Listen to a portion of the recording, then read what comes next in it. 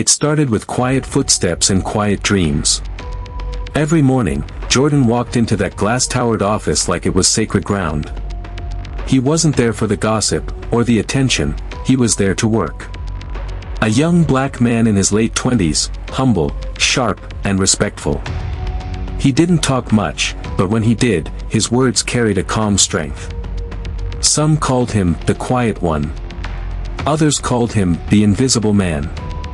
But Jordan didn't care what they called him. He believed that success didn't need to shout, it only needed to show up, every single day. But in a world where power talks louder than talent, silence can be mistaken for weakness. And for his boss, Mr. Harper, Jordan's humility was an open invitation to disrespect. Harper was the kind of man who ruled through fear. He wore arrogance like cologne, strong, suffocating, and impossible to ignore. He loved the sound of his own voice, the way people flinched when he entered the room, the way laughter faded when his eyes landed on someone. To him, authority wasn't about leadership, it was about control. And Jordan, quiet and unassuming, was the perfect target. At first, it started small. A sarcastic comment here. A public insult there. "Jordan, that's the best you could come up with? You really think you're leadership material?" The office would laugh nervously, eyes darting away from the humiliation. Jordan never snapped back. He simply nodded, took the criticism, and went back to his work. Every spreadsheet, every project, every late night at the office was another seed he planted quietly, believing that one day his results would speak louder than Harper's ego. But people like Harper don't just want to win, they want to crush. The more Jordan's work began to stand out, the more Harper felt threatened. And so one Friday afternoon, without warning, Harper called him in. Jordan walked into the office with his usual calm. But Harper didn't even look up from his desk. "Pack your things," he said flatly. "You're done." Jordan blinked. "Excuse me, sir, what did I do wrong?" Harper finally looked up, that cruel smirk tugging at the corner of his mouth. "You don't fit here," he said coldly. "You're not the kind of image this company needs. You don't have the polish to represent us." The words hit like a punch. Jordan clenched his fists beneath the table, his pulse pounding in his ears. But he didn't raise his voice. He didn't beg. He simply said, steady and firm, "I've given this company my best. My record speaks for itself." Harper leaned back, laughed harshly, and said, "Your record means nothing to me. You'll be replaced by Monday. Maybe next time you'll learn how the real world works." Jordan stood up, silent, holding his dignity like armor. The entire office watched as he cleaned out his desk, some eyes filled with pity, others with relief that it wasn't them. He didn't look back. He walked out with his head high, unaware that his quiet exit would soon shake the entire company to its core. Because what no one knew, not Harper, not the whispering co-workers, was that Jordan Daniels wasn't just another employee. He was the CEO's son. His father, Richard Daniels, had built the company from the ground up. But he raised his son with one rule: earn your place, never demand it. Jordan wanted to know what it felt like to start from the bottom, to understand every layer of the business before he ever touched the top. So he never used his last name at work. No special treatment. No one knew his bloodline. But fate has a way of revealing truth when arrogance oversteps its bounds. Monday morning. The office buzzed as Harper strutted in, boasting about cutting dead weight. His laughter echoed through the halls, until every phone in the building buzzed at once. Official announcement: CEO's son, Jordan Daniels, joins leadership program effective immediately. Silence. Then chaos. Gasps. Whispers. Heads turning. And Harper froze. His face drained of color as he read the message twice, 3 times. His hand shook as he fumbled for his phone to call the CEO, but before he could, the door opened. Jordan walked in. Different this time. Crisp suit, calm eyes, quiet power radiating off him. The same man Harper had humiliated now stood taller, unshaken. The entire office fell silent, every heart pounding. Harper forced a smile that didn't reach his eyes. "Jordan. Good to see you back." This was all, a misunderstanding. Jordan looked at him, expression unreadable. "A misunderstanding? Firing me without cause? Humiliating me in front of the entire office? Treating me like I was beneath you?" His voice was calm, but every word landed like thunder. "You call that a misunderstanding?" Harper's smile faltered.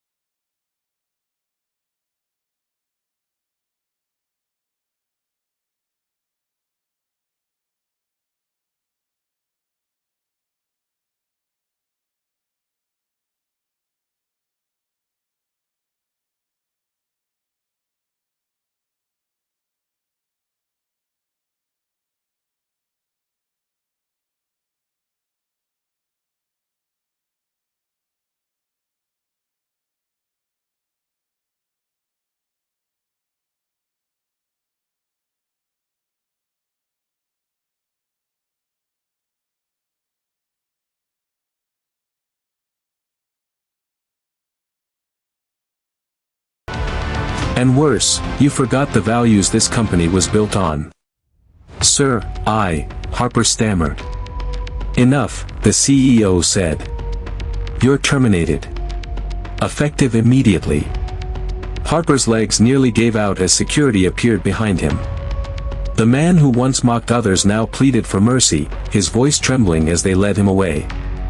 And for the first time in years, Jordan stood still, watching quietly. Not out of revenge, but out of peace. Justice wasn't loud. It was simply fair. The CEO placed a hand on his son's shoulder. "You've proven yourself," he said softly. "But remember, this is just the beginning. People will come for you now. Harder. Colder. Because of who you are." Jordan nodded. He understood. He had faced humiliation. Now he was ready for whatever came next. But peace never lasts long where power is threatened. Because just as the tension began to fade, an assistant burst into the room, breathless, pale. "Sir, urgent news." The CEO turned sharply. "What is it?" The assistant hesitated. "The board just received a legal complaint against Jordan. Accusations of misconduct and fraud." The room erupted. Gasps. Murmurs. Shock. Jordan froze, his pulse spiking. "What? That's impossible." The CEO's expression hardened. "This isn't over, son. Someone's moving against you." The screen would have faded to black there, but this story had only just begun. The next morning, an official notice landed on Jordan's desk. A full internal investigation. The accusations claimed he had manipulated financial data, years ago, back when he was an entry-level analyst. He barely had system access then. It didn't make sense. But it didn't have to make sense. It just had to look real. The office split like glass, some believed him, others didn't. Some whispered sympathy, others whispered suspicion. Maybe Harper was right, a few dared to say. Maybe Jordan was dangerous. But Jordan refused to hide behind his father's name. "I'll clear this myself," he said. "The truth doesn't need protection, it just needs light." He spent sleepless nights going through old reports, double-checking files, comparing timestamps. Then one detail caught his eye, a report altered under his login, on a day he wasn't even in the office. Someone had forged his credentials. And then came a name. Buried deep in the metadata, Ms. Clark, a senior manager who had always avoided him since Harper's firing. He had thought it was guilt. Now he knew, it was fear. He tried to confront her. But before he could, she burst into the CEO's office, crying, shaking, claiming Jordan had threatened her, that he was trying to frame her to save himself. The board members in the room froze, eyes wide, the air thick with accusation. Jordan stood stunned. He could feel the walls closing in. This wasn't just a setup, it was a trap. Someone had orchestrated every move. And then, at the board hearing a week later, Jordan laid out his evidence piece by piece. Calm. Methodical. The logs. The timestamps. The proof of Ms. Clark's override code. Gasps rippled across the table. But before the board could act, the doors opened. A tall man walked in. Impeccable suit. Cold smile. Mr. Gray, the company's vice president, and Richard Daniels' longtime rival. He looked straight at Jordan. "So this is your game," he said smoothly. "Embarrassing my people in front of the board?" Jordan's blood ran cold. The real puppet master had arrived. Gray's smile didn't waver. "You may have cleared your name today. But you've made yourself my enemy. And I don't lose." The boardroom fell silent as his words echoed. Jordan met his gaze, unflinching. "Then I guess we'll see what happens when the truth fights back." Jordan had survived humiliation. He had defeated corruption. But now, he faced something far darker, a war not just for justice, but for survival.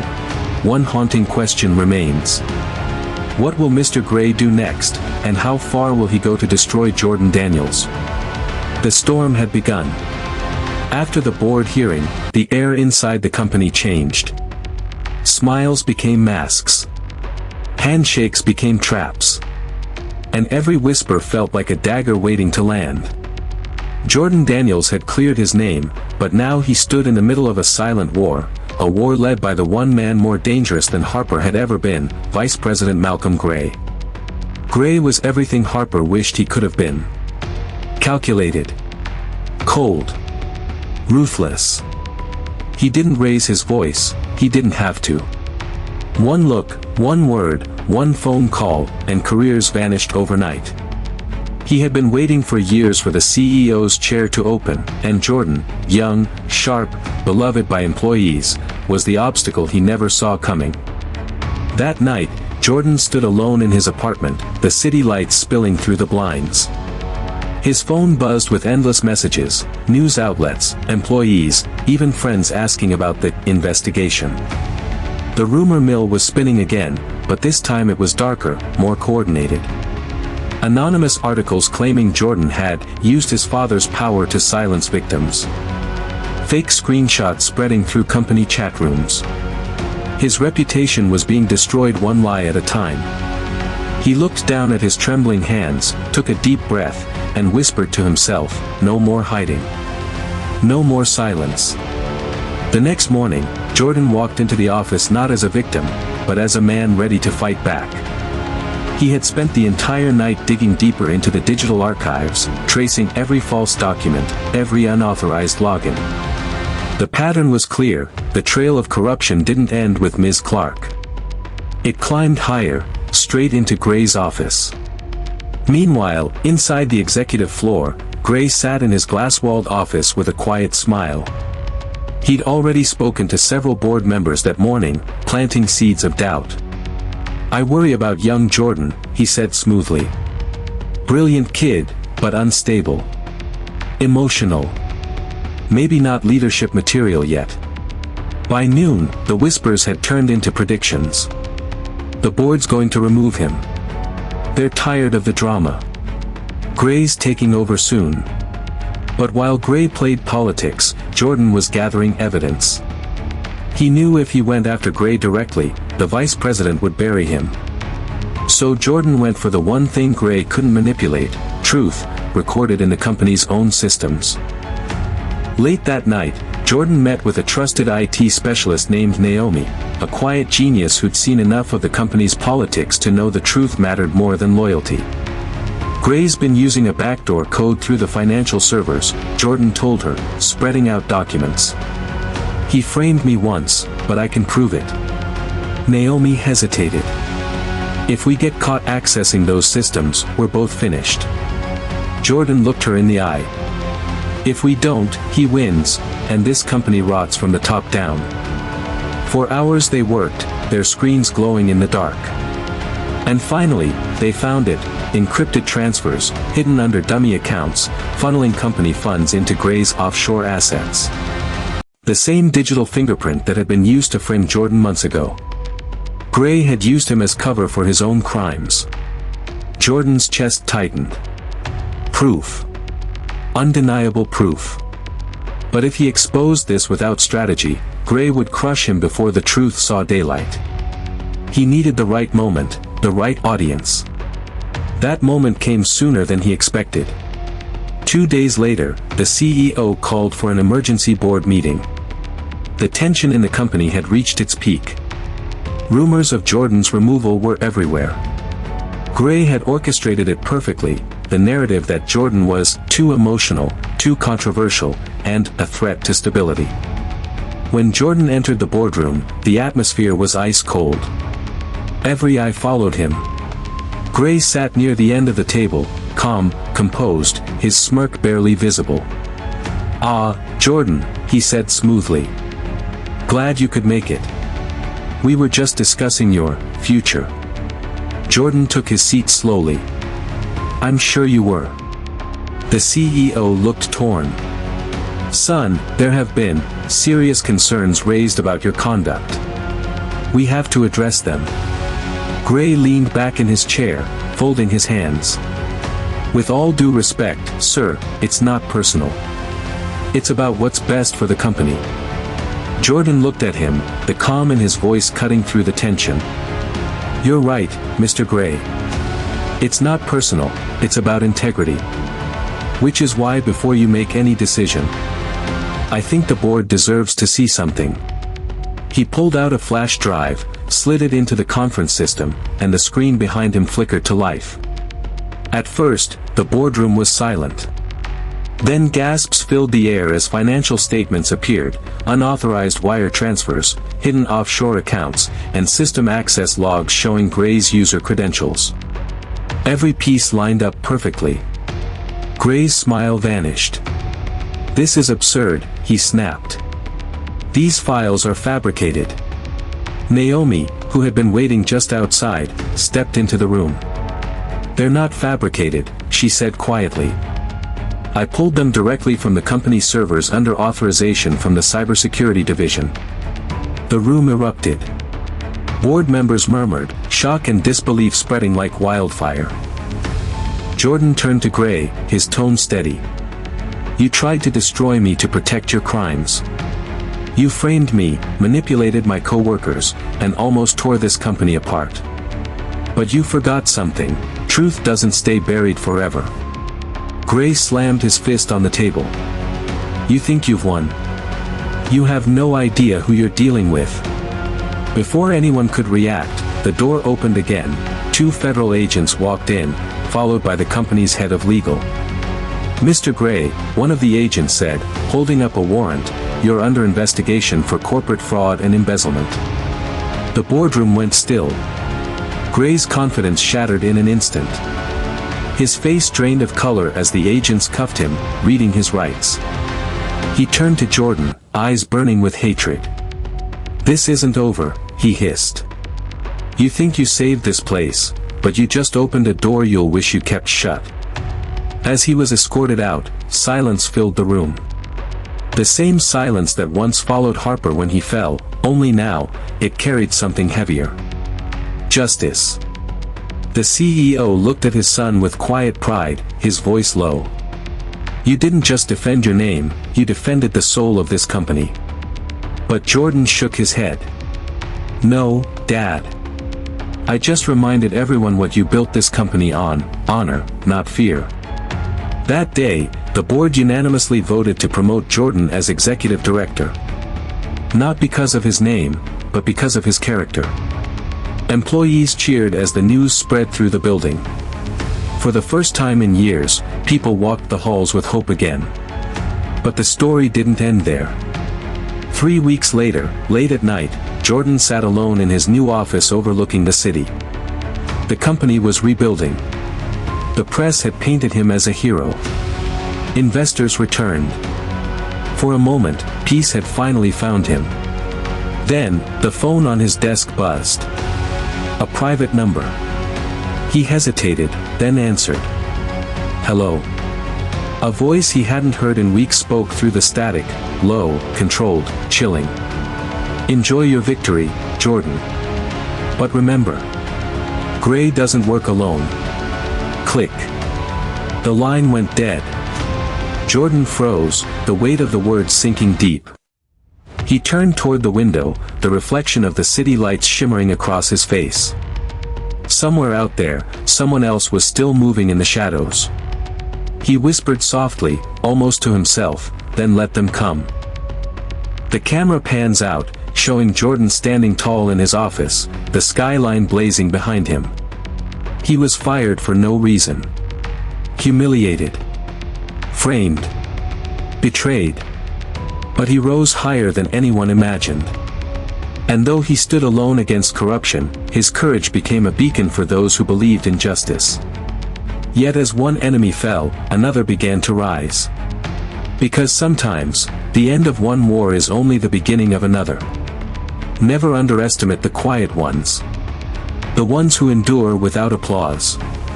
The ones who keep working when no one's watching. Because one day, their silence will speak louder than your arrogance, and their truth will destroy every lie you ever told.